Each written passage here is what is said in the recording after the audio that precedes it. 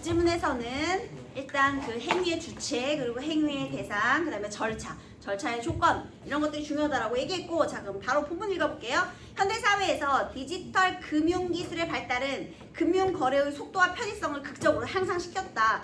모바일 뱅킹 등을 통해 몇 번의 터치만으로 송금이 이루어지는 시대가 도래했지만, 이러한 기술 발전은 예상치 못한 문제도 야기했다. 아하, 디지털 금융 기술 발달로 인한 문제점에 대해서 얘기하겠구나. 대표적인 사례가 바로 차고 송금. 아, 그럼 여러 가지 문제 중에서 우리는 차고 송금에 대해서 얘기해보자. 차고가 뭐예요? 잘못 보내. 내가 오해해가지고 돈을 너무 슬프다. 오해해서 돈을 잘못 보냈대. 이거 어떻게 해? 자, 여기서 차고 송금에 대해서 핵심 화제. 차고 송금의 개념 나와 있죠? 여러분 일단 차고 송금 중심 화제니까 네모해 볼까요? 그 다음에 정의 나왔으니까 괄호로 묶어볼게요. 송금인이 실수로 의도하지 않은 계좌에 돈을 보내는 경우 이렇게 괄호로 묶으세요. 자, 누가 보낸 거야? 송금인이. 얘가 주체야. 송금인이 실수로 의도하지 않은 계좌에 돈을 보낼 때 너무 마음이 아프네. 입력 오류, 수취인 착오 선택 등 다양한 원인에 의해 발생한다. 그래서 이렇게 다양한 원인으로 발생한대요. 자, 그 다음 두 번째 문단. 착오 송금이 발생했을 때, 자, 그럼 이제 이런 문제가 생겼어. 디지털 금융기술의 발달로 생긴 문제점 중에 하나예요. 그런데 이 문제점이 발생했을 때 어떻게 조치를 취할 수 있느냐. 여기서 그럼 딱 봤을 때 이거 절차네. 그치? 그러면 순서가 있겠네. 잘라줘야 되겠네. 동그라미 1번. 송금인은, 자, 착오 송금이 발생했어. 동그라미 1번. 착오 송금이 발생했을 때 이렇게 크게 괄호로 해주세요. 발생했을 때. 그 다음에 첫 번째, 송금인은 즉시 해당 은행에 이를 신고하고 반환을 요청한대. 자, 송금인의 신청, 그러니까 은행에다가 신고, 반환 요청. 자, 그러니까 송금인이 신청을 해야 당연히 알 수 있겠죠. 자, 두 번째는 뭐예요? 은행의 역할인데요. 두 번째, 여기서 한번 이렇게 잘라주고, 반환을 요청하면 잘라주고. 그다음 두 번째, 은행은 중개자로서 수취인에게 연락하여 송금 실수임을 알리고 자발적 반환을 유도한다. 자, 그러면 송금인은 뭘 해야 된다고? 신고를 해. 그렇게 하면 이제 은행이 뭘 해줘야 돼? 중개자가 돼요. 그런데 있잖아, 여기서 중개자라는 거는 은행이 이거를 반드시 해야 될 책임이 있다 없다? 없어. 법적인 책임은 얘가 지는 게 아니에요. 그래서 은행은 그때 중개자로서의 역할을 하고요. 그래서 수취인에게 연락. 수취인에게, 자, 처음에는 무엇을 유도해요? 연락해서 수취인이, 맞아요, 자발적 반환 유도. 이게 두 번째 되겠네요. 자, 자발적인 반환. 수취인은 이제부터 선생님 동그라미 할래요. 송금인이랑 구분하기 위해서 송금인은 동그라미 하겠습니다. 자, 그래서요, 자발적 반환을 유도해요. 자, 이때 여기서 또 잘라줘야죠. 이때 수취인이 동의하면 간단히 환급 절차가 이루어지지만, 잘라. 동의하면 그냥 끝이에요. 그런데 문제가 있지. 반환을 거부하거나 아니면 연락이 닿지 않는 경우, 이러면 이제 상황이 복잡해진대요. 자, 그러면 일단 여기서 연락을 했잖아요. 근데 이 연락의 경우가 두 가지로 나눠지는 거야. 자발적 반환을 유도하려고 연락을 했는데 여기에서 일단 반환을 거부하는 경우가 있고 연락이 닿지 않는 경우가 있는 거네. 반환을 거부하는 거랑 연락이 안 닿는 건 좀 다른 문제예요, 여러분. 얘는 착오 송금을 인지하지 못한 경우, 얘는 인지한 경우. 다르게 나눠지겠네요. 자, 그래서 특히 착오 송금인, 즉 실수로 돈을 잘못 보낸 사람은 실수를 바로잡기 위해 직접 회수를 시도하지만, 다시요. 반환을 거부하거나 연락이 닿지 않는 경우에 상황이 복잡해진다. 왜냐하면 송금인이 직접 법적 절차를 진행해야 되기 때문이다. 자, 그래서요, 이런 경우에는요, 만약에 연락이 닿지 않는 경우에는 법적 절차를 진행하는데, 법적 절차는 누가 진행해? 이게 포인트야. 송금인이. 자, 만약에 반환을 거부하거나 아니면 연락이 닿지 않는 경우에 송금인이 직접 법적 절차를 진행해야 된대요. 너무 귀찮다, 그치? 은행이 해주는 게 아니라는 거죠. 자, 그러면 그런데 우리가 실수로 돈 잘못 보낸 우리 송금인이 실수를 바로잡으려고 직접 회수를 시도해요. 직접 회수가 어떤 방식으로? 법적 절차를 통해서 진행된다는 거죠. 그런데 법적 대응에 들어간 비용, 시간, 절차의 복잡성으로 인해서 나는 피해를 볼 수밖에 없대. 그러니까 일단 잘못 보낸 순간 자발적 반환이 이루어지지 않으면 어떻게든 손해를 볼 수밖에 없는 거야. 특히 금액이 소액일 경우 회수에 드는 행정적 노력과 비용이 실익을 초과하기도 하며 행정적인 노력과 비용이 실이익보다 더 클 수도 있어. 왜냐면 재판 진행해야 되니까. 그러면 안 하는 거지 뭐. 이게 얼마일까? 재판에 드는 비용에서. 만약에 예를 들면 되게 애매하게 49,000원 정도 보낸다고 생각해보세요. 근데 이거를 근데 전화를 안 받아, 그 사람이. 이거는 내가 직접 전화할 수는 없거든요. 왜냐면 개인정보보호법 때문에 연락처 좀 알려주세요가 안 돼. 주소 알려주세요, 제가 찾아가 볼게요가 안 돼. 은행에서 전화했는데 안 받으면 끝이야. 그러니까 만약에 내 통장으로 알 수 없는 돈이 들어왔다. 그러면 어떻게 해야 돼? 모르는 번호는 전화 받지 마세요, 여러분. 전화를 받으면 안 되는 거야. 모르면 괜찮아요. 몰랐어요, 그러면 되는 거야. 알겠어? 법이 그래요. 법이 그렇다고요. 그래서 모르는 전화 이제 우리 안 받기로. 자, 그런데 수취인의 연락처조차 파악하지 못하는 경우가 많아 송금인은 문제 해결에 어려움을 겪을 수밖에 없다. 이에 따라 차고 송금인은 단순 실수가 부당한 손실로 이어지는 현실의 불합리함을 느끼며 제도적 보완과 금융기관의 적극적 역할을 요구하는 입장을 갖게 된다. 여기서 있잖아요.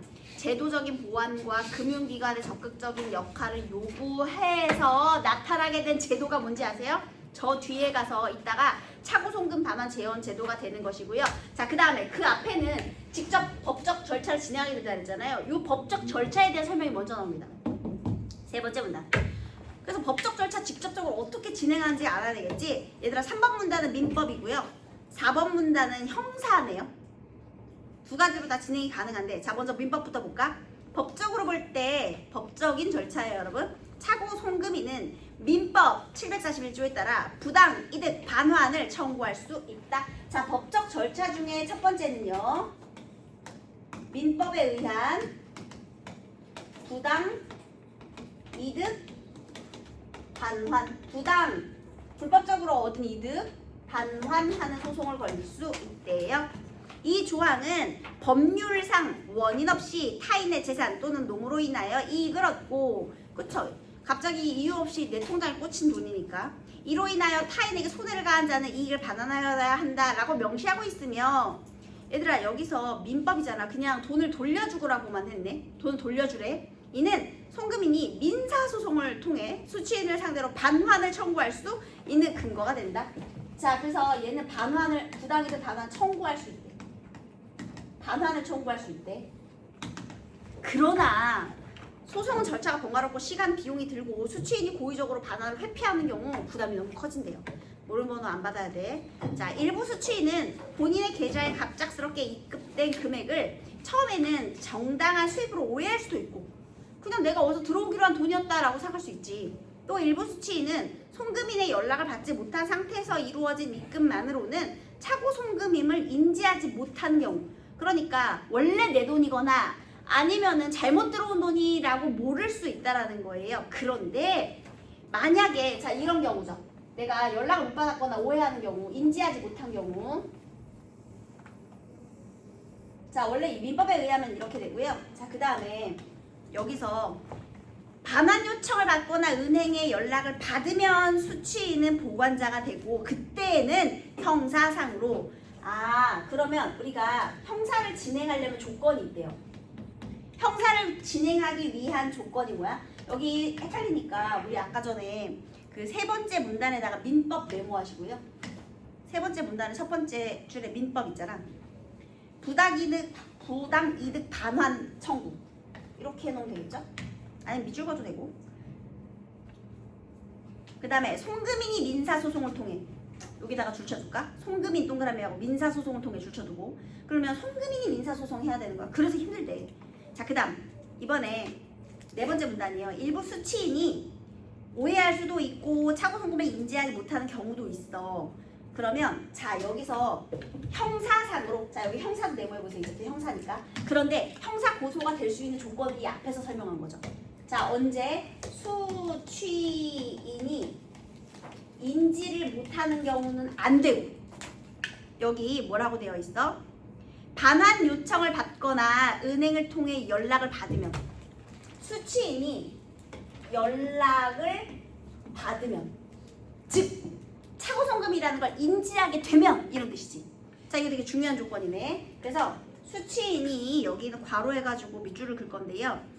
수취인이 반환 요청을 받거나 은행을 통해 연락을 받으면 그런데 뒤에 이렇게 받으면 수취인은 타인의 돈을 잠깐 맡고 있는 보관자가 된다. 자 이렇게 되면 여기 되게 중요한 포인트가 있는데 수취인이 뭐가 된대? 연락을 받은 경우 보관자가 된대요. 수취인 보관자 세모하세요. 한마디로 수취인이 보관자가 되었을 때 형사고발이 가능한 거야. 그전에는 안 돼. 그래서 형사상으로 형사상 네모 수취인이 송금 실수임을 인지하고도 자 인지했다는 거 연락을 받아서 알게 되었다는 거죠. 고의로 반환을 거부하거나 돈을 임의로 사용하며 횡령죄가 성립할 수 있대. 그러니까 우리가 형사로 고발할 수 있는 건 뭐가 되는 거야? 횡령죄 고소가 되는 거예요. 그런데 횡령죄가 고소가 되려면 성립을 하려면 어떻게 해야 된다는 거야? 수취인이 보관자가 돼야 된대. 수취인이 보관자가 되는 조건은 연락을 받은 경우 알고 있는 경우가 되겠네요. 횡령죄는 타인의 재산을 보관하는 자가 이것 봐 보관자. 이제는 그냥 수취인이 아니고 보관자가 된 거야. 보관자 세모하시고 보관하는 자가 반환을 거부하거나 임의로 사용한 경우에 성립이 되는데 수취인이 보관자가 된 상태에서 반환을 거부하거나 임의로 사용한 경우에 해당이 되는데 횡령죄가 성립할 경우 형사처벌까지. 여기는 그냥 반환을 청구하는 거잖아. 그런데 여기는 이제 뭐가 돼? 형사처벌까지.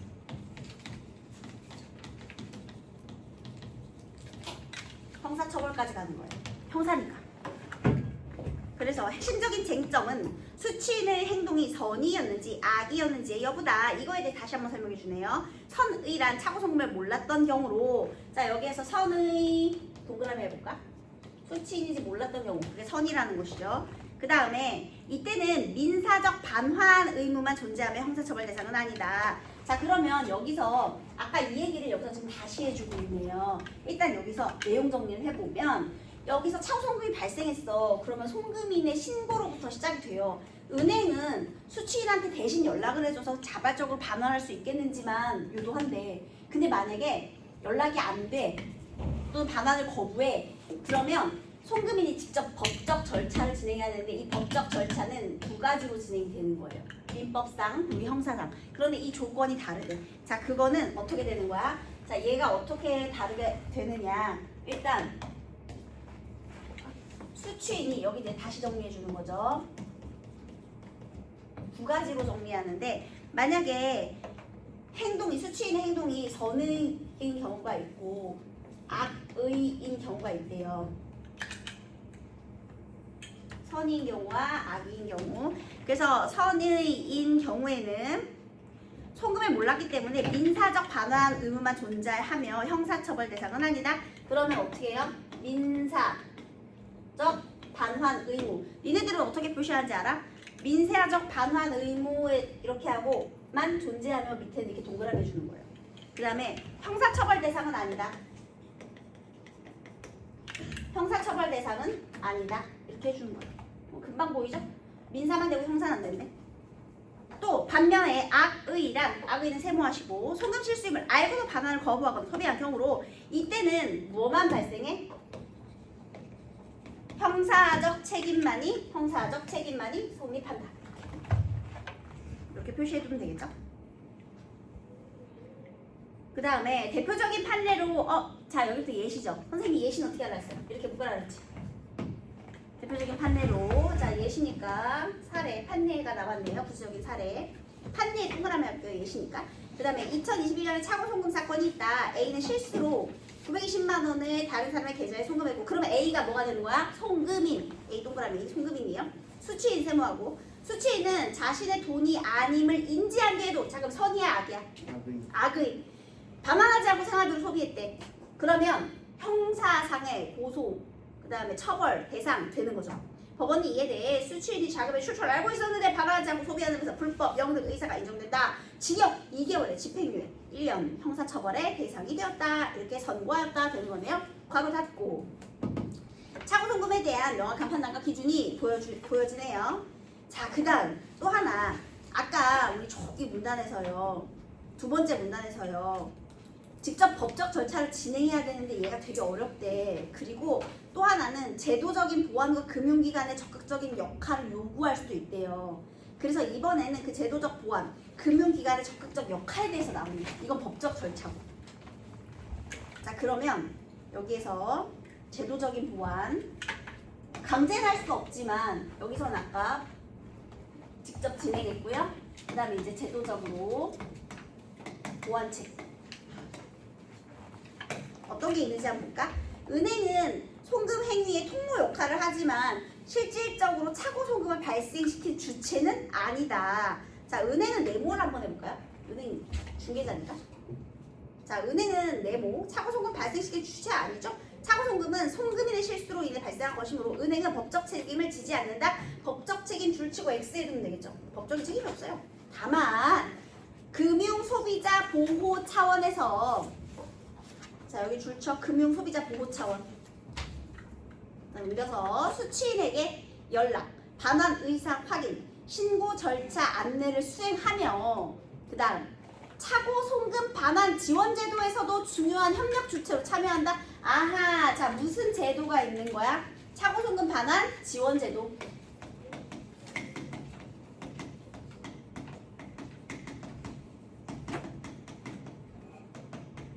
이게 이제 제도적인 보완책이라는 것이죠.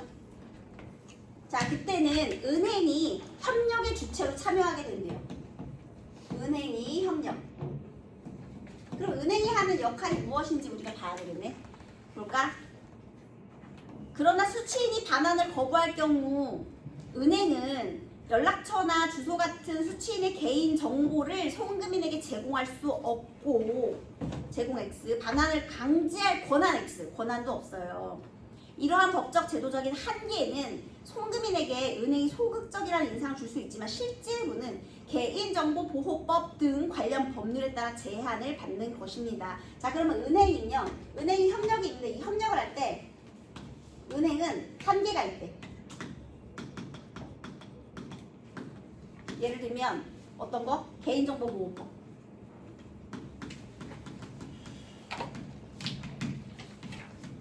법률로 인해서 이런 한계가 있고요.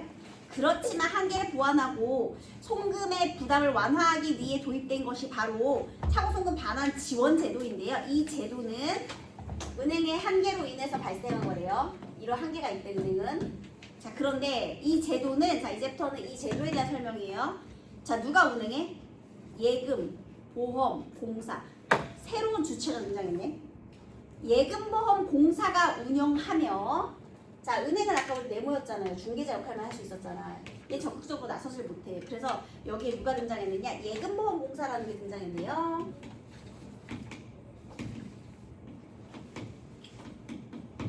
얘도 동그라미 해볼게요. 예금보험공사가 운영한대요. 만약에 차고 송금한 송금인의 신청이 있는 경우, 자, 그러면 맨 처음에, 자, 이 지원제도는 어떻게 해서 출발해? 제일 먼저 되는 게 뭐야? 송금인의 신청. 그게 1번이 동그라미 1번. 자, 그럼 여기도 이제 절차를 볼까? 첫 번째, 송금인이 신청을 해. 여기부터야. 송금인의 신청부터. 신청을 해요. 그러면 예금보험공사가 지원 계정에서 차고 송금 수취인에 대한 부당이득 반환 채권을 매입하고, 자, 내가 여기 지원제도에 신청을 한 것은 직접 법적 절차를 진행하기가 어렵기 때문에 여기다가 신청을 한 거겠지. 할 수 있으면 직접 하면 돼. 그런데 이게 힘들잖아. 시간도 들고 돈도 들고 비용도 들고 그 다음에 잘 모르기도 하고. 그래서 내가 직접적으로 하지 않고 지원 제도를 이용할 경우, 자, 그러면 우리가 신청이 들어왔어요. 자, 그럼 이번에는, 자, 누가 주체야? 예금보험공사가, 은행 아니에요. 보험공사가 뭐라고 했어? 여기에 지원 계정에서 수취인에 대한 채권 매입한대요. 수취인에 대한 부당이득 반환 채권.